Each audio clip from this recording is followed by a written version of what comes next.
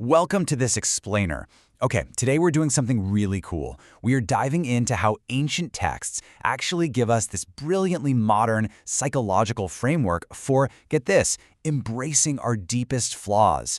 We're going to look at some wild Torah narratives. We'll see how the Talmud basically plays with the text. We're going to uncover some incredibly deep mystical secrets in the Tanya, and then we'll wrap it all up with a Mehashilach to see how it all perfectly connects to accept the good and the bad together. Seriously, let's jump right in. So our story kicks off with a massive paradox right out of the book of Deuteronomy, chapter 27. Picture this. The tribes of Israel are split right down the middle. Half are told to go stand on Mount Gerizim. That's the mountain of blessings. Okay, makes perfect sense. But the other half? They are ordered to stand on Mount Ebal, which is literally the mountain of curses. Right away, you've got this intriguing mystery. Why on earth would anyone willingly want to stand on the mountain of curses? I mean, if you're one of those tribes, wouldn't you feel totally slighted? Like, why did we get the bad mountain?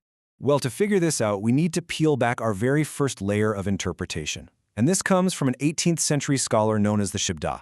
He completely flips the script on this whole narrative. He says, look, the tribes on Mount Ebal aren't actually being cursed. No, the phrasing in the text implies they're standing over the curse. They're taking control of it.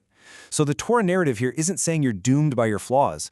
It's saying that by standing face to face with them, you actually gain total dominion over them. And it's honestly fascinating how perfectly this maps onto modern psychology. Let's look at the tribe of Reuben, who is right there on that mountain. Now, Reuben had made some pretty massive mistakes in his past, but instead of playing this shameful sinner, hiding from his history, he steps right up. It's exactly like a recovering addict. Think about it. Who's better equipped to warn you about the dangers of addiction than someone who has literally walked down those dark alleys, survived, and completely taken back control of their own narrative? They aren't defined by the curse anymore, they're empowered by it. And this idea perfectly illustrates a core concept you see echoing throughout Jewish tradition. Take Yom Kippur, the Day of Atonement. Right before the service even begins, there is this famous, explicit declaration where everyone gives permission to pray with the transgressors. At that moment, it completely doesn't matter if you feel like you belong on the mountain of blessings or the mountain of curses. Everyone just stands there together, openly acknowledging their imperfections. It is this incredibly profound, leveling moment of collective vulnerability. But let's look at the very next verse, because this is where it really builds. The text says, "And the Levites shall speak and say unto all the men of Israel with a loud voice." So we're peeling back the second layer now, looking at the actual mechanics of how this is delivered. The Levites are acting almost like a hype group or a Greek chorus. They aren't just reciting words, they are giving dynamic, vocal instructions. It's like the Torah is actually giving us stage directions. The commentator or HaChaim points out something really amazing about the deep musicality of this specific text. Think about playing a piano. How you hit a key changes the entire vibe, right? Are you striking it loudly and intensely, like Beethoven just dropping an absolute bomb onto the keyboard? Or are you lightly grazing it, almost like you're painting with a super soft brush? It is the exact same note, but the delivery mechanism completely alters the reality of the music. And here, the Levites are commanded to use a loud voice. They're bringing this assertive, vibrant, unmistakable energy. Which really forces us to ask a tough question. Who is actually in control of the volume dial in your life? The stuff that happens to us, even our flaws, our so-called curses, they're really just notes on a page. By actively playing with the text of our own lives, by adjusting the dynamics of how we express and manage our struggles, we are the ones who shape the ultimate meaning. We aren't just passive listeners in the audience. We are the conductors. So the big takeaway here is that there are layers to absolutely everything. And that brings us to the Talmud, specifically Tractate Chullin, page 119a. Now, the Talmud loves playing with the text, and here they get into a discussion about something so incredibly mundane that it actually turns out to be profound. Onions. They're talking about the outer, middle, and inner peels of an onion and how they all join together. On the surface, it's a dry, legal discussion about ritual purity, but underneath, it is the absolute perfect metaphor for the complex layers of our own identity. Right in the middle of this dense legal debate, the Talmud asks this playful, almost subversive question. I absolutely love this. They say, okay, we understand why the upper layers of a plant need the lower foundational layers to support them. But why do the lower ones need the upper ones? Meaning, why does the pure, perfect core of a plant even need these rough, dirty outer shells at all? It's such a rebellious thought. Why do we need the messy, complicated outer parts of ourselves if we already have a good, pure core inside? Well, the Talmud answers this by repeating one specific rule 3 times. When you plant seeds, whether it's wheat, barley, or lentils, they absolutely must be planted inside their protective shells. If you strip away that rough shell before planting, the seed will not grow. It's just going to rot in the dirt. Think about how beautiful that is.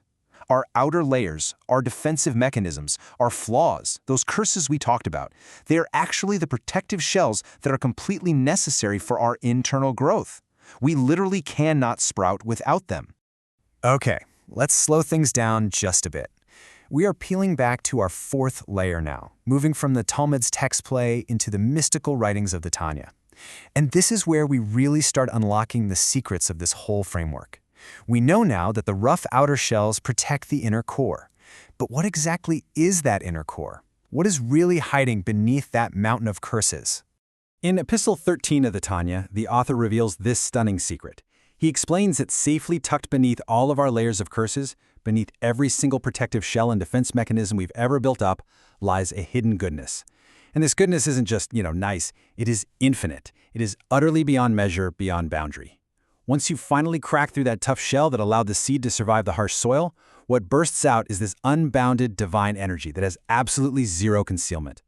And that brings us to the final, emotional core of our onion. We're looking at the Mei HaShiloch, a 19th century Hasidic work. This text is the ultimate synthesis. It takes those Torah narratives, the playful Talmudic metaphors, and the deep secrets of the Tanya, and it explains exactly how we have to bring the good and the bad together. This is where ancient theology suddenly becomes incredibly practical, day-to-day psychology. The Mei HaShiloach draws this stark, really fascinating contrast between angels and humans. Angels, he says, are static. They only ever want to passively sit around and enjoy perfection and pure goodness. But humans, we were deliberately given these texts and this messy life specifically so we could actively work through our flaws. The Torah wasn't given to angels for one simple reason. Angels don't have deficiencies to complete. Our purpose as human beings isn't to be perfect. Our purpose is the messy, difficult work of integration. If you look at this through a modern psychological lens, it's like angels suffer from what psychoanalyst Melanie Klein called Kleinian splitting. Splitting is basically a defense mechanism where you divide the world and yourself into strictly all good or all bad categories just so you don't have to deal with complex realities. You see it in toddlers who can't figure out that the mom who feeds them is the exact same mom who tells them no. Angels are permanently stuck in all good mode, but for us humans to achieve true wholeness, we have to stop splitting. We have to accept that reality is complex. And the Mei HaShiloach actually proves this with a beautiful piece of math.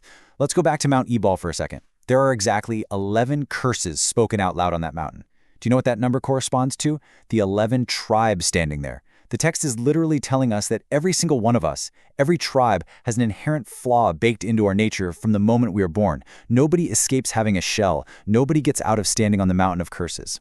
But that is the entire point. We are here, as the text says, to complete our deficiency. True wholeness does not come from pretending those curses don't exist or hiding them away in shame like we did something wrong.